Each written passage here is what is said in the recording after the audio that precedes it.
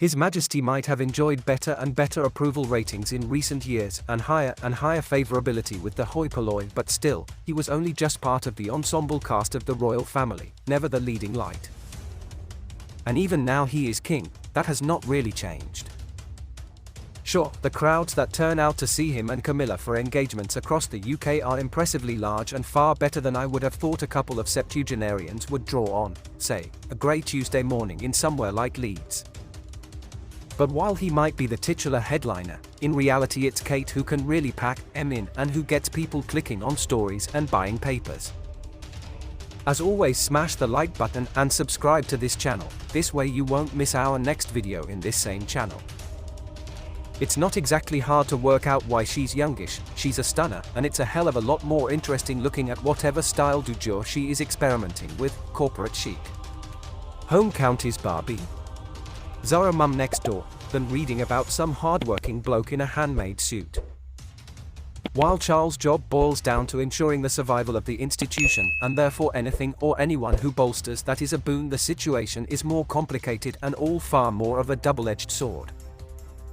His Majesty is a man who is known to have a fairly healthy ego on him. His own son Harry made the point in his Roman Abif spare, writing, Pa and Camilla didn't want Willie and Kate getting loads of publicity. Pa and Camilla didn't like Willie and Kate drawing attention away from them or their causes.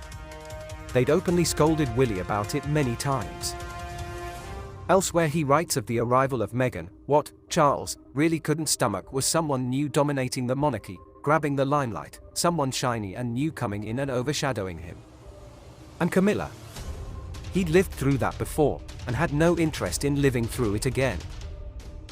None of this is going to change, however. I fail to see Charles suddenly taking an equanimous, c'est la vie approach here. Remember to subscribe to this channel and turn on the notification bell, this way you will be notified when next we drop a report video in this same channel. And if all of this was not enough to leave the king's spirits flagging, there is more news to put him in dire need of a pre-lunch stiffener. Just across the North Sea, this week Dutch King Willem-Alexander issued a formal apology for his nation's role in the slave trade. Sure, both Charles and Prince William have passionately condemned slavery, with the former having called it an atrocity that forever stains our history, but they have stopped short of apologizing. The pressure on the king to follow Willem-Alexander's example is only going to grow, and His Majesty, as both the British head of state and as the head of a family who historically profited from the barbaric trade in human life, will have to address this head-on at some point. This is not an if but a when situation, and the longer he leaves it, the more damage it does to Buckingham Palace's standing at a time when its stance on racial issues has been called starkly into question. My view, show some leadership, Your Majesty, for fuck's sake. Also in the going nowhere and can't be ignored forever pile is the cash for honours scandal that ensnared His Prince's Foundation charity last year, and which felled one of the king's most trusted and long-standing lieutenants, Michael Fawcett. This week, the Daily Mail reported that police are considering bringing criminal charges against unspecified individuals. His Majesty himself has never been accused of any wrongdoing. At some point, the shoe is going to drop on this one, and I fail to see any good outcome for the king. Even if no charges are forthcoming, what has been reported by the Times, the substance of which has not been disputed by Charles Clarence's House Office, is damning.